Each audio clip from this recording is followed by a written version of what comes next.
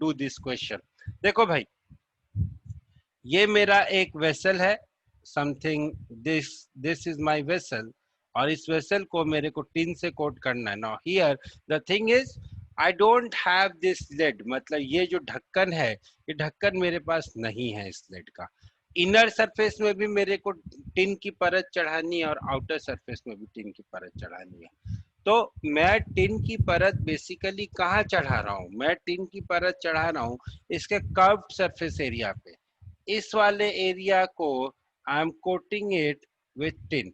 I am coating this area with tin. So इसका area कितना हो जाएगा? 2 सर पाई. नीचे वाले को भी कोट करना है? नीचे वाले को क्यों करना है? विदाउट लीड है ना, बेस थोड़ी ना है. हाँ तो लिड विदाउट लिड है, मतलब उसका ढक्कन गायब है. सर तो एक और नीचे का तो बचा ना सर, उसको तो सर करना वही पड़ेगा. तो, वही सर, नीचे का वही तो बचा सर. है ना. अच्छा सर, पक्का सर? पक्का. पक्का सर? सोच लो सर.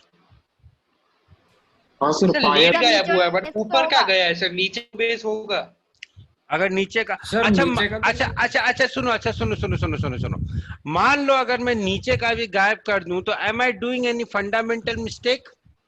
सर फिर ये सर यहाँ वेसल पे नहीं ठीक है, रहेगी. वेसल है सर, तो वेसल वेसल पानी लिखा ना हुआ. कुछ भी डालोगे सर तो नीचे गिर जाएगा, वेरी गुड, तो उसका वेसल ही नहीं रहा, वो वेरी पाइप गुड. बन गया. मेरे को यही सर, बात होलो आप सिलेंडर लोगों से बन सुननी जाएगा. थी. मेरे को यही बात आप लोगों से सुननी थी कि वेसल होगा तो अगर बेटा अगर वेसल हुआ, देखो मैंने पहली बार जब ये मिस्टेक की तो आप में से किसी ने नहीं पकड़ा, लेकिन जब मैंने फॉर्मूला लिखा तो आप लोगों ने पकड़ लिया.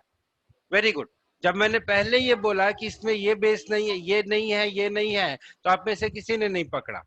लेकिन जब मैंने फॉर्मूला लिखा तो आप लोगों ने पकड़ लिया. भाई अरे सर, सीधी सी बात यह है सर कि अगर मैं उसके ढक्कन को गायब कर दूंगा तो वो वेसल तो रहा ही नहीं ना. ये बॉटल है, देखो ये बॉटल है, ठीक है, दिख रही है बॉटल? ये बॉटल है. अब मैं इसके बेस को काट दूं, अब मैं इसके बेस को काट दूं तो ये बॉटल रही कहाँ? ये तो बॉटल रही नहीं ना. प्रॉब्लम तो यहाँ पे यही था कि हम बेस को काट रहे थे, लेकिन बेस को नहीं काटना है. 1 पाई आर स्क्वायर हमें यहाँ पे लेना पड़ेगा, पहली चीज. अब एक बात बताओ, क्या मैं इस पूरे को 2 से मल्टीप्लाई करूंगा? Because it is saying that I have to calculate both the inner and the Yes, sir. outer. अंदर So बाहर I will होगा. multiply the total area, whatever it is that I am getting, by 2. This will be the total area in centimeter square. Now you have to take care of the units here. This is the total area in say meter square, but I am getting मुझे को जो answer मेरे को जो units दी हुई है वो centimetre square में दी हुई है. ठीक है, तो या तो सेंटीमीटर स्क्वायर को मीटर स्क्वायर में चेंज कर दो, या तो इस मीटर स्क्वायर को सेंटीमीटर स्क्वायर में चेंज कर दो. कैसे करेंगे? 10,000 से मल्टीप्लाई कर दो. So whatever you are getting, इसको 10,000 से मल्टीप्लाई करो. सर उससे अच्छा तो सर हम हाँ उससे अच्छा, सेंटीमीटर ही ले लो. उससे अच्छा सर ये सर हाइट को कन्वर्ट कर दो. हाँ सर, रेडियस को 50 सेंटीमीटर और हाइट को 140 तो सेंटीमीटर. ज्यादा जीरोस नहीं आ जाएंगे आपके पास? जब आप रेडियस को 50 लोगे सर तो वो तो वैसे भी आएंगे जब आप तो ये तो कैंसिल हो गए ना, ये तो सर, कैंसिल हो फिर तो गए ना सिर्फ यहाँ पे. point पे हिलाना है ना. हाँ सर, ये तो कैंसिल हो गया ना यहाँ पे करोगे तो यहाँ पे आपको 50, चलो यहाँ तो ठीक है, यहाँ पे एक 50 होगा, एक 14 होगा, चलो 140 होगा, फिर यहाँ पे 50 into 50 होगा. Don't you think there is lot of possibility of making the mistake? if you are confident enough that you won't make the mistake, then please go ahead. But I think there is a lot of possibility of making the mistake. So I according to me that should not be the correct way. आप क्या कीजिए, आप पूरे को metre square में change कीजिए.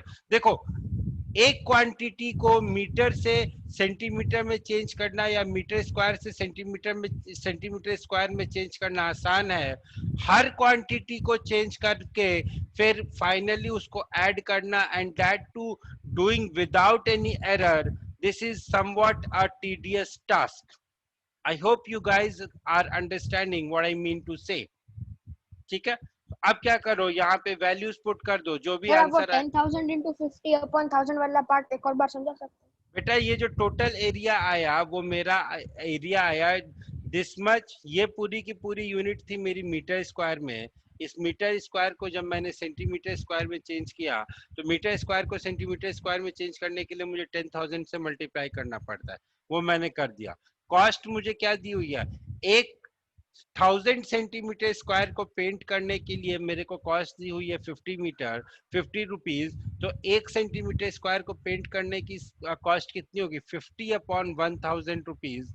और total जितना भी सेंटीमीटर स्क्वायर है उसको कैलकुलेट करने की कॉस्ट कितनी होगी, this much multiplied by 50 upon 1,000। Calculate कर लो, so you will finally get the answer. I hope you guys can do it. कर लोगे या करूं? नहीं सर, कर लेंगे।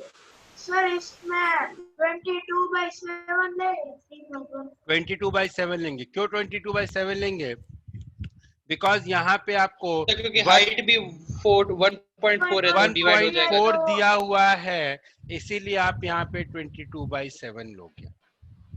यहाँ पे आपको 1.4 दिया हुआ है, इसीलिए आप 22/7 लेंगे। So that will make your calculation little bit easier. ठीक है, ओके आगे बढ़े। सर लेकिन उसमें आंसर 5181 दिया है, वो नहीं आएगा अगर आप 22/7 लें। क्या आंसर दिया हुआ है? 5181। और तुम्हारा कितना आ रहा है? नहीं सर, आप 22/7 लेंगे ना तो अलग होगा। कितना आ रहा है बताओ तो 22/7 लेने पे कितना अलग आ रहा है, बताओ ना answer. Tell me the answer. Solve नहीं किया होगा। सॉल्व नहीं किया होगा पक्का।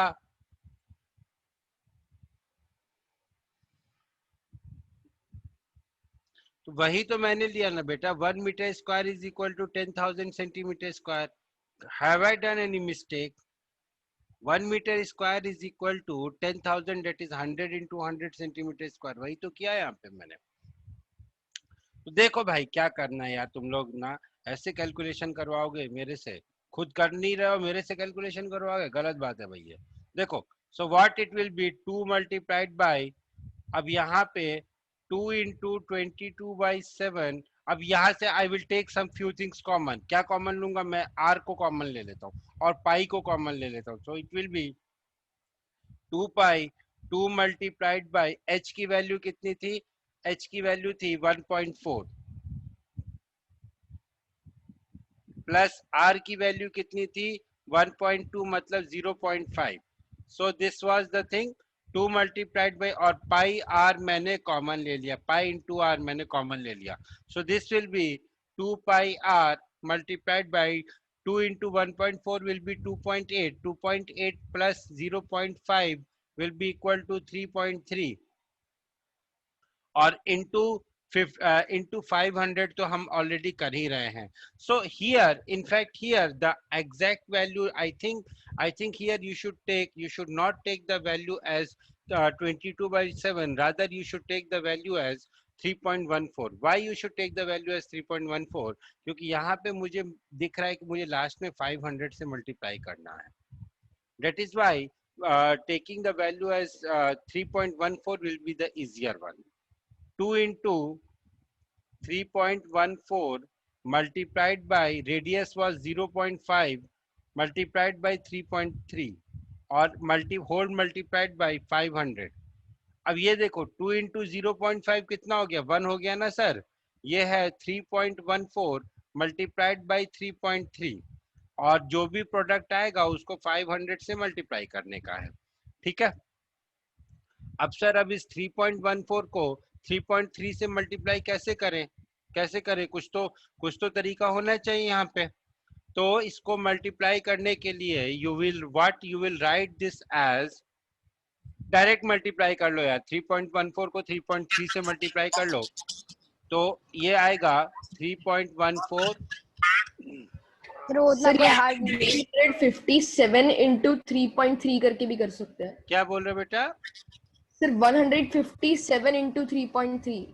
कर सकते हो कोई प्रॉब्लम नहीं है। 157 इंटू आप 314 को आप पहले 5 से मल्टीप्लाई कर लो, उसके बाद जो भी रिजल्ट आएगा उसको 3.3 से मल्टीप्लाई करो। सो 314 को जब आप 5 से मल्टीप्लाई करोगे तो it will B 1570, it will be 1570 multiplied by 3.3. now this will be, अब आप जब आप इसको सॉल्व करोगे तो it will be 4710 plus 471. So finally it will be 811581. यही आंसर है। Rupees 5181 will be the answer. Is it the answer? Yes, sir. So how I did, how I calculated this, ये देखो बेटा, ये इस तरीके से आएगा। तो that much difference is not, बेटा ये जो आपका डिफरेंस आया 5181 और 5185, इतना डिफरेंस रहता है, इतना डिफरेंस रहेगा। जब आप 3.14 और 22/7 लोगे तो इतना डिफरेंस रहेगा। So the correct answer of this question is 5181। कैसे किया सर? मैंने सबसे पहले 1570 को 3 से मल्टीप्लाई किया। देखो यहाँ पे मैंने क्या किया, मैंने थोड़ा सा अपने दिमाग को जुडिशियसली यूज किया। What I have done here is, let me explain you. अगर किसी को ये स्क्रीनशॉट लेना है तो जल्दी से ले लो, then I will explain you how I did this calculation. जल्दी से अगर किसी को स्क्रीनशॉट लेना है तो ले लो।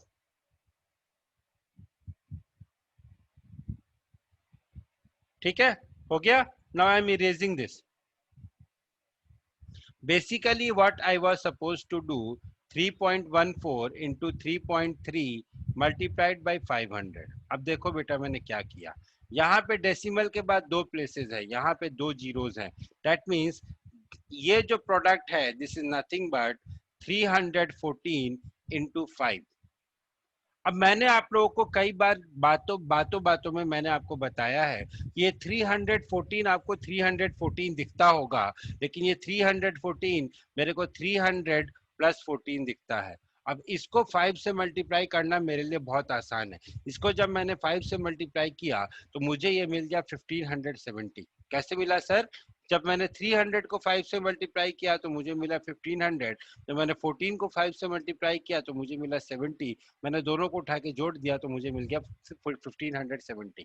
अब मेरा टास्क है 1570 को 3.3 से मल्टीप्लाई करना। जब मैंने देखा 1570 को 3.3 से मल्टीप्लाई करना तो मैं यहाँ पे बहुत खुश हुआ। क्यों खुश हुआ? क्योंकि देखो मैं 3 से मल्टीप्लाई करूंगा, जैसे तैसे मैं 3 से मल्टीप्लाई करूंगा। कैसे आएगा, कैसे करना है वो दूसरी चीज है। 3 से मल्टीप्लाई करने के बाद जो भी आंसर आएगा उसको मैं 10 से डिवाइड कर दूंगा तो ये मेरा 0.3 से मल्टीप्लाई हो जाएगा और दोनों रिजल्ट्स को ऐड कर दूंगा। This is basically 1570 multiplied by 3 plus 0.3।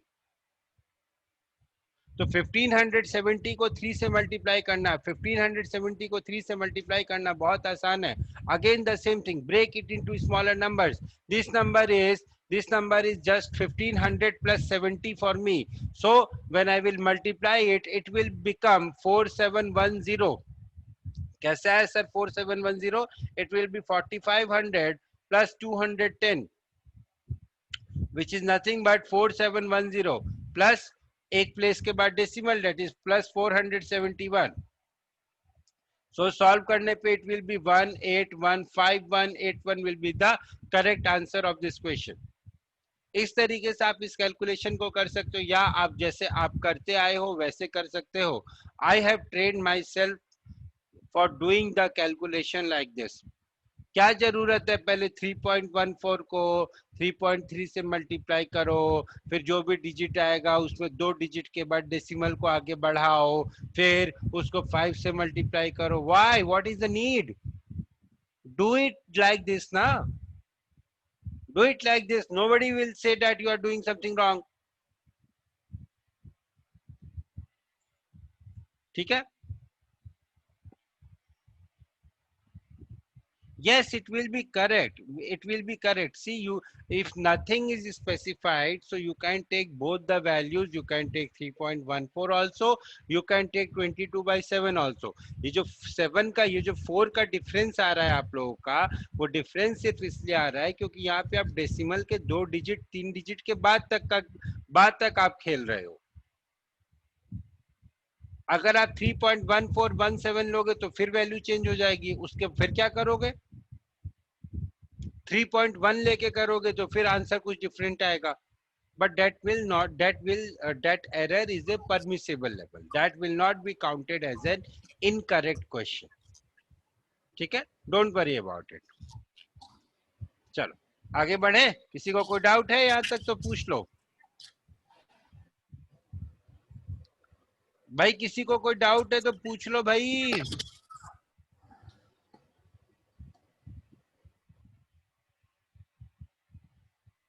Okay चलो आगे बढ़ते हैं। The next question is the diameter of a roller is which is 120 centimeter long is 84 centimeter. If it takes 500 complete revolutions to cover it to level a playground, yes? Sir जो इससे पिछले से पिछला question था, यानी sir last class में करवाया sir, उसकी भी कैलकुलेशन कुछ ज्यादा मुश्किल ही थी, तो आपने भी उसके लिए भी बोला था कि आप इजी करवाओ। अच्छा वो ध्यान आएगा तो वो बाद में बताऊंगा यार, अभी मेरे को क्वेश्चन नहीं ध्यान आ रहा है, तो that I will tell you later on. हाँ अभी फिलहाल let us focus on this question. The diameter of a roller which is 120 centimetre long is 84 centimetres. It takes 500 complete revolutions to level a playing playground. Determine the cost of leveling at the rate of ₹25 per square meter. Now what you have to do is you have to solve the question and you have to tell me the answer. The time allotted for this question is again 2 minutes, my dear friends. So please solve the question. Okay? नहीं यार, total surface area लेंगे यार, total surface area लेंगे यार। नहीं sir नहीं लेंगे sir sir. क्यों नहीं लेंगे? टॉपर बताओ बेस बताओ। थोड़ी होता है सर, पर टॉपर बेस थोड़ी घूमता है। क्यों टॉप और बेस हाँ क्यों सर, नहीं मतलब- घूमेगा? टॉप और बेस नहीं घूमेगा तो सर, सिलेंडर क्योंकि- चलेगा कैसे? सर घूमेगा लेकिन वो लेवलिंग में काम नहीं आएगा। हाँ हाँ सर वही। क्या क्या क्या क्या? घूमेगा लेकिन लेवलिंग में काम नहीं आएगा। तो लेवलिंग में काम नहीं आएगा हाँ। तो वो घूमेगा क्यों? सर क्योंकि वो सरफेस अटैच्ड है। मतलब हाँ अच्छा वो सरफेस रोलर अटैच्ड है इसलिए वो घूमेगा। व्हीकल से डिटैच ना हो जाए सर, इसलिए Yes, उधर sir. उसको टॉप और बेस को ऐसे जोड़ के रख। अच्छा तो मतलब वो घूमेगा लेकिन वो लेवलिंग में काम नहीं आएगा, यही बोलना चाहते हो ना? हाँ यस सर। हाँ सर, सारे के सारे यही बोलना चाहते हो? हाँ सर यही बोल रहे हैं। Yes sir. चलो यस ठीक है, सर। चलो ठीक है। तो ठीक है, उधर एक रॉड होता है जिससे वो अटैच्ड होता है। Sir it's area does not have any function. Very good very good. Cost of levelling is this. Sir 25 into 500 12500 तो इधर ही आ गया। अच्छा जी, वेरी नाइस। चलो अच्छी बात है। देखो आप सभी लोगों ने, मैक्सिमम लोगों ने क्रिकेट मैच तो देखा ही होगा।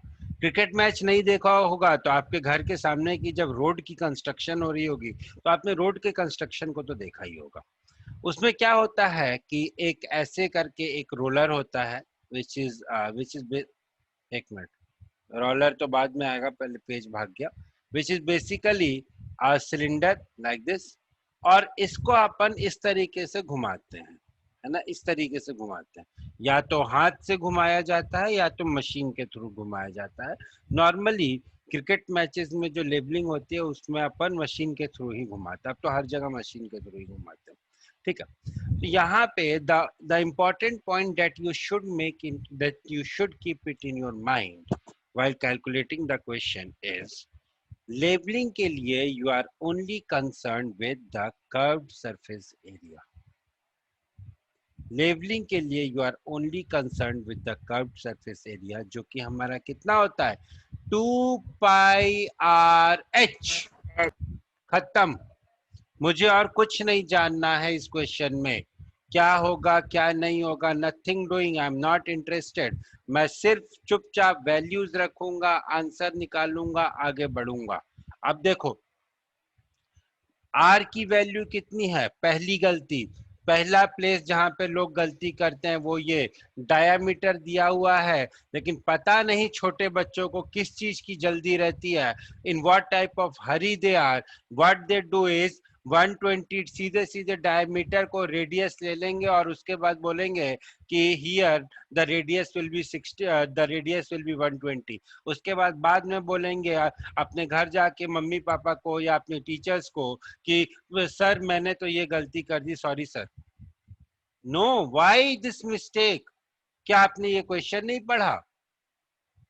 सो this type of mistake is not permissible, this type of mistake is not permissible. मैं आपका टीचर रहूं या कोई और रहे या कुछ भी हो, बेटा एक बात याद रखना, इस अपनी लाइफ में गांठ मान लो आज की डेट में, कि इस टाइप की मिस्टेक जहां डायमीटर को रेडियस ले लिया और मीटर को सेंटीमीटर में चेंज नहीं किया, इस टाइप की यूनिट वाली मिस्टेक, इस टाइप की मिस्टेक कभी भी मत करना अपनी लाइफ में। अभी बहुत छोटे हो, आज से अगर इस चीज को इम्प्लीमेंट करोगे तो फ्यूचर में ये चीज आपके दिमाग में रहेगी, and then you will called as the perfectionist.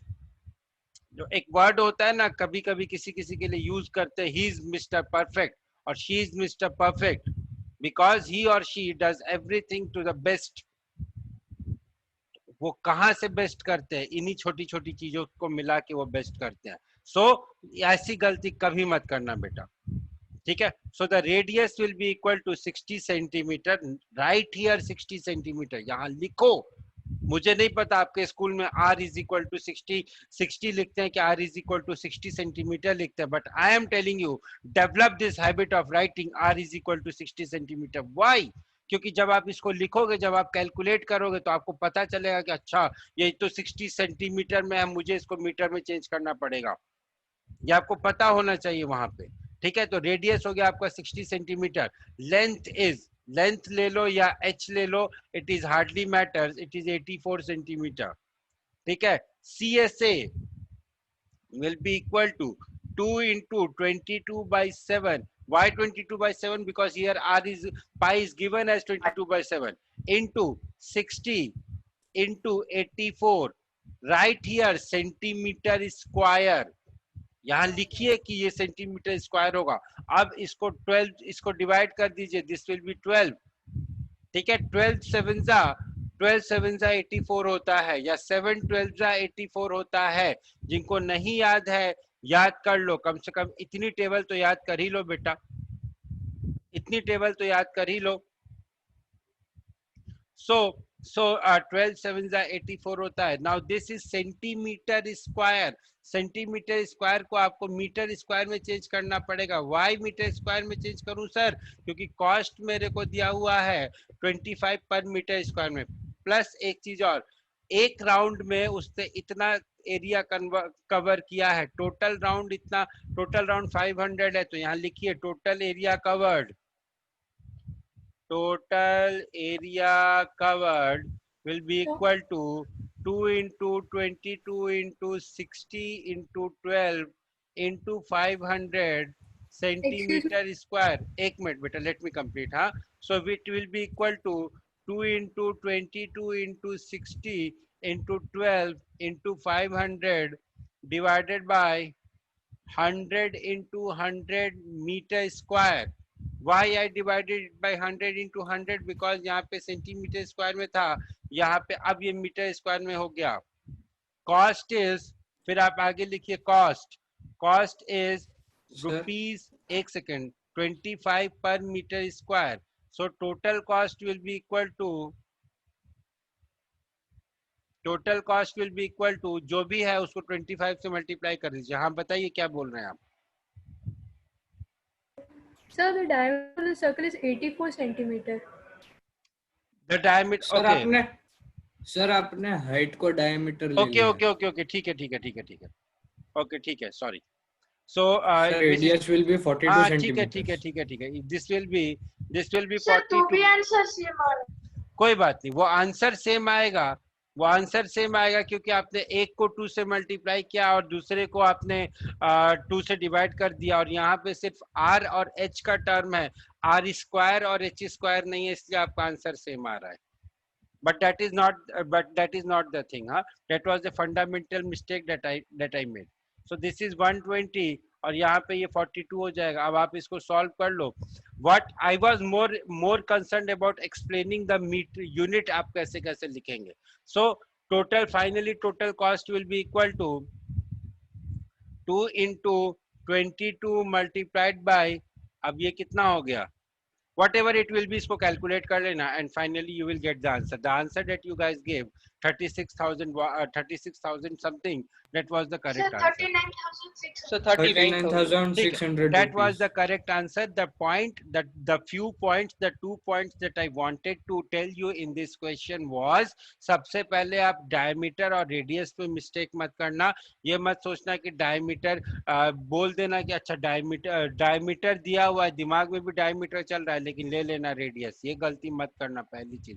दूसरी गलती क्या मत करना, दूसरी जो गलती हम करते हैं इस टाइप के क्वेश्चंस में, 500 से मल्टीप्लाई करना भूल जाते हैं, या टोटल नंबर ऑफ रिवॉल्यूशंस जितने आते हैं वो उससे मल्टीप्लाई करना भूल जाते हैं. तीसरी गलती जो हम यहाँ पे करते हैं, दैट इज अ यूनिट. हमारा जो आंसर आएगा वो सेंटीमीटर स्क्वायर में आएगा, हम उसी को 25 से मल्टीप्लाई करके खुश हो जाते हैं, और हमारा जो आंसर आता है वो 10,000 टाइम्स ज्यादा आता है, 10,000 टाइम्स ज्यादा आता है.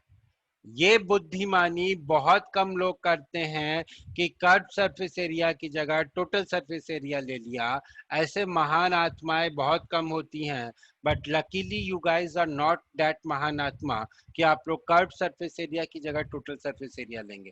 This concept is clear in your mind that the curved surface area will be taken, and further it is also clear why the curved surface area will be taken.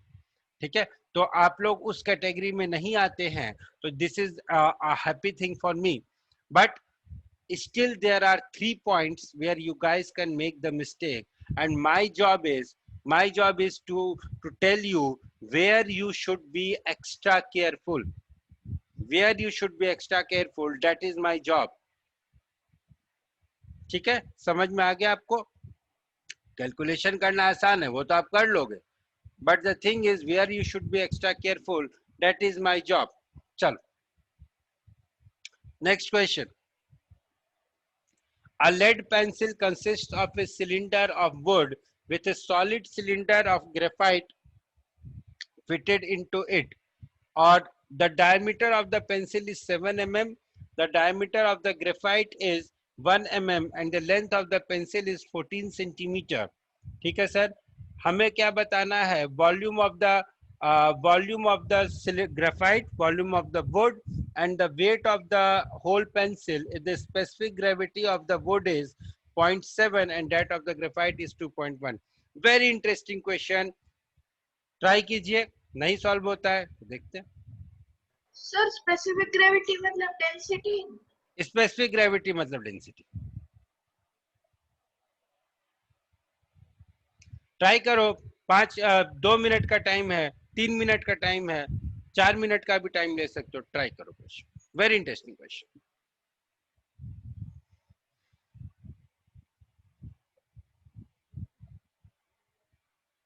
Sir दोनों की height के बारे में तो नहीं दिया. अब ना ग्रेफाइट पेंसिल से बड़ी थोड़ी होगी. सर ग्रेफाइट वही उसके सर. अंदर सर जितने लेंथ का वो ये वुड की लेंथ जितना ग्रेफाइट होगा उतना ही ग्रेफाइट का. ग्रेफाइट जाएगा ना. अच्छा ठीक है, शांत हो जाओ. Let me talk to the girls in the class.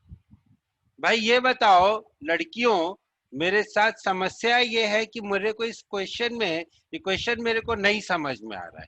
Question में इन्होंने बोला कि a lead pencil consists of a cylinder of wood and with a solid cylinder of graphite, full stop. The diameter of the pencil is 7 mm and the diameter of the graphite is 1 mm. ठीक है sir. The length of the pencil is 14 centimeter. अब मैं ये 14 centimetre किसकी length है? Would वाले part की है या ग्रेफाइट वाले पार्ट की है? जो लड़की होगा वही आंसर देगा. सो बॉयज प्लीज कीप मम. शांत हो जाइए आप लोग. Girls please help me in this question, क्योंकि ये लड़के तो सारे के सारे पागल हो गए, ये तो गलत आंसर दे रहे हैं. I think the question is absolutely wrong. You please help me.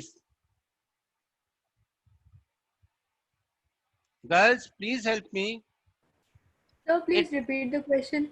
My question is, I think there is some error in the question, क्योंकि ये जो 14 सेंटीमीटर हाइट है ना, ये किसकी हाइट है? Is it the height of the wooden part or it is the height of the graphite part? So both. Both कहां से आ गया? इसमें तो इन्होंने ये बोला ना, Yes sir. सर इसमें एक ये थर्ड क्वेश्चन, पार्स आर यू ए गर्ल? नहीं सर डाउट है मुझे। तो please keep quiet. Sir, the Please height keep of the quiet. pencil. हाँ बताइए बेटा, क्या बोल रहे हैं? The height of the pencil is obviously equal to the wood and graphite, no sir? Because graphite is not bigger than the wood, no? See, when I read the Sir, question, in question when I also it's given. हाँ बोलिए, बताइए, कुछ Sir, बोल रहे in थे? question only it is given that graphite is. Sir, I'm telling that in question it's given that graphite is fitted into wood. Very good. This is what I wanted to listen. जब मैंने अभी question पढ़ा था तो मैंने desperately ये line नहीं पढ़ी थी। The question is basically saying कि ये एक सिलेंडर है, ठीक है? इस सिलेंडर के अंदर एक दूसरा सिलेंडर इस तरीके से फिट किया गया है और पूरे सिलेंडर की जो हाइट है, ये दूसरा सिलेंडर इस तरीके से फिट किया गया है और पूरे जो सिलेंडर की हाइट है, जो पूरे पेंसिल की जो हाइट है, that is 14 centimetre. This is the case of A hollow cylinder. इस टाइप का ये पेंसिल है, बीच वाला पार्ट सॉलिड है और ये वाला जो पार्ट है ना, ये हॉलो है। यहाँ पे talking about the symbols, h is equal to 14 centimetre, ठीक है? रेडियस एट, अच्छा डायमीटर की बात करें, the diameter of the pencil and the diameter of the graphite, R1 which is the greater radius is equal to 7/2 mm, R2 will be equal to 1/2 mm। अब 7/2 mm को अगर आपको centimetre में change करना है तो आप 10 से डिवाइड कर दो, and it is better to change into centimetre because आपके पास जो फाइनल जो डेंसिटी दी हुई है वो भी सेंटीमीटर में ही दी हुई है। और इसको आप आर ग्रेफाइट लिख लो, इसको आप आर वुड लिख लो, ठीक है? ये हो गया। अब this will be equal to 7/20 centimetre, this will be equal to 1/20 centimetre, ठीक है? हाइट मिल गया, रेडियस मिल गया, पाई की वैल्यू 22/7 लेंगे, इसलिए लेंगे क्योंकि मेरे को यहाँ पे हाइट जो है वो 14 का 7 का मल्टीपल दिख रहा है। निकालना क्या है? Volume of the graphite. Volume of the graphite will be pi Rg² multiplied by h, and volume of wood will be equal to pi Rw² multiplied by h। अब weight of the whole pencil निकालना है, दोनों wall. अब क्या करो आप, ये जो सर गलत है। क्या गलत है बेटा? सर तो वॉल्यूम ऑफ होगा सर, वो पाई स्क्वायर एच नहीं होगा सर। सर उसमें से ग्रेफाइट का माइनस का करना पड़ेगा, minus ग्रेफाइट का वॉल्यूम माइनस करना पड़ेगा। किसमें से? सर वुड के सर, वॉल्यूम में से वुड ग्रेफाइट का में माइनस से करना पड़ेगा। वुड के वॉल्यूम में से ग्रेफाइट का वॉल्यूम माइनस करेगा। किस केस में, किस पार्ट की बात कर रहे हो? सर जब आप वॉल्यूम ऑफ वुड निकाल रहे हो, वॉल्यूम ऑफ वुड वाले पे, वॉल्यूम ऑफ वुड में वॉल्यूम ऑफ वुड निकाल रहे हो तो उसमें किसका वॉल्यूम माइनस करना पड़ेगा? वॉल्यूम ऑफ ग्रेफाइट का, क्योंकि सर ग्रेफाइट। उधर ग्रेफाइट भी पूरी पेंसिल बेस का ऑक्यूपाई कर रहा है, वॉल्यूम तो सर माइनस उसका माइनस ग्रेफाइट करना का। पड़ेगा। सर पूरी पेंसिल का वॉल्यूम माइनस ग्रेफाइट का वॉल्यूम। पूरी हाँ पेंसिल सर, का फिर वॉल्यूम तो माइनस वुड का ग्रेफाइट का वॉल्यूम करना पड़ेगा, पक्का? हाँ सर, Yes, फिर sir. वुड मिलेगा। हाँ सर पक्का। सर तभी तो वुड मिलेगा सर, क्योंकि हमें जो डायमीटर दिया है वो पेंसिल का डायमीटर दिया है, पूरी पेंसिल का। जो आपको डायमीटर दिया हुआ है वो आपको पूरी पेंसिल पेंसिल का की। डायमीटर दिया है। Very good, very good. So जो आपको डायमीटर दिया हुआ है वो आपको पूरी पेंसिल का डायमीटर दिया हुआ है, तो आपको यहाँ पे वॉल्यूम ऑफ वुड निकालने के लिए आप पूरी पेंसिल का डायमीटर निकालेंगे और उसके बाद आप ग्रेफाइट के वॉल्यूम को सब्ट्रैक्ट कर देंगे, then you will get the. लेकिन एक बात बताओ, इसमें तो ये दिया हुआ है the cylinder of would with a solid cylinder of graphite fitted into it. हाँ ठीक है, आप क्या करोगे, and diameter of the pencil, यहाँ देखो यहाँ पे डायमीटर ऑफ पेंसिल दिया हुआ है। So what you will do is, पहले आप पूरे पेंसिल का वॉल्यूम निकालोगे, फिर आप ग्रेफाइट का वॉल्यूम निकालोगे, और दोनों को जब आप सब्ट्रैक्ट करोगे तो then you will get the volume of the wood. Graphite का वॉल्यूम कैसे निकालेंगे, it will be pi. Sir directly formula apply कर सकते हैं? फॉर्मूला डायरेक्टली कैसे अप्लाई करोगे? Sir volume of hollow cylinder is equal to pi r square minus r square multiplied. Same काम तो यहाँ पे भी कर रहे हो, you are doing the same thing here only ना। Yes sir, you are doing the same thing here only. आप दोनों के वॉल्यूम को सब्ट्रैक्ट कर रहे हो, you are doing the same, basically you are doing the same thing here only, here also. So पहले आपने क्या किया, आपने सबसे पहले ग्रेफाइट वाले पार्ट का वॉल्यूम निकाला, फिर आपने क्या किया, आपने टोटल पेंसिल का वॉल्यूम निकाला, दोनों को आपने सब्ट्रैक्ट कर दिया, तो आपको वॉल्यूम ऑफ द वुड मिल गया। अब आपको वॉल्यूम ऑफ द वुड मिल गया, वॉल्यूम ऑफ द ग्रेफाइट मिल गया। अब आपको क्या करना है, weight of the whole pencil निकालना है। तो weight of the whole pencil will be nothing but weight of the graphite वाला part plus weight of wood वाला पार्ट, जो दोनों वॉल्यूम आए हैं उसको आप डेंसिटी से मल्टीप्लाई करके ऐड कर दो, you will finally get the wait of the pencil. So you will finally get the weight of the pencil. Okay, so एक क्वेश्चन, हाँ बोलिए, कोई कुछ पूछ रहा है। Sir wait of the pencil के अंदर एक डाउट था कि सर यहाँ पे वेट पूछा है और जिस मेथड से हमारी बुक में लिखा है वैसे मास आएगा। हाँ सर मास आएगा। देखो मास और वेट में डिस्टिंक्शन होता है। मास और वेट में डिस्टिंक्शन ये होता है, उसको 9.8 से मल्टीप्लाई कर देते हैं तो आपको वेट मिल जाता है। But unless and otherwise specified, please don't go into that distinction. Unless and otherwise specified, the mass and the weight here will be taken as the same. The mass and the weight here will be taken as the same. So please don't go into that much of detail, because mathematically speaking, the mass and the weight will be the same. Mathematically speaking here, as far as the question is concerned. As far as the question is concerned, the mass and the weight will be the same. आप क्या बहुत अच्छे लोगों को, even the graduates have this confusion कि mass कहाँ पे लेंगे, weight कहाँ पे लेंगे। तो जहाँ दिया हुआ है वहाँ पे weight लो, जहाँ नहीं दिया हुआ है वहाँ पे mass लो। अगर आपसे ये question इस तरीके से पूछा जाता कि suppose my weight on, अच्छा चलो मैं आपसे एक क्वेश्चन पूछता हूँ। आप लोगों ने, सब लोगों ने फिजिक्स में पढ़ा होगा कि the acceleration due to gravity on moon is 1/6 of that of earth, है ना? ऐसा सबने पढ़ा है, पढ़ाई है यार, ठीक है। अब मैं आपसे एक सवाल पूछता हूँ। My weight on earth is 60 kgs, what will be my mass on moon? Sir 10 10 kg। 10 kg। 10 kgs? हाँ सर ऐसे ट्रिकी क्वेश्चन दिए हुए हैं हमारी मॉड्यूल में। हाँ सर, यस सर। इस टाइप के क्वेश्चंस बहुत फेमस होते हैं और कई बार इस टाइप के क्वेश्चंस पूछे भी जाते हैं, ठीक है। So when you are sir preparing, लेकिन वेट कभी केजी में होगा ही नहीं, वेट उसका 60 वेट हमेशा kgf में होता है, where f is that taken as the acceleration due to gravity. Sir newton उसका यूनिट है। पता है मेरे को, मैंने भी फिजिक्स पढ़ी है, बिना फिजिक्स पढ़े नहीं आया हूं मैं, ठीक है। अब एक सवाल था जो आपके दोस्त ने पूछा था, I will just give the hint of that question. The question was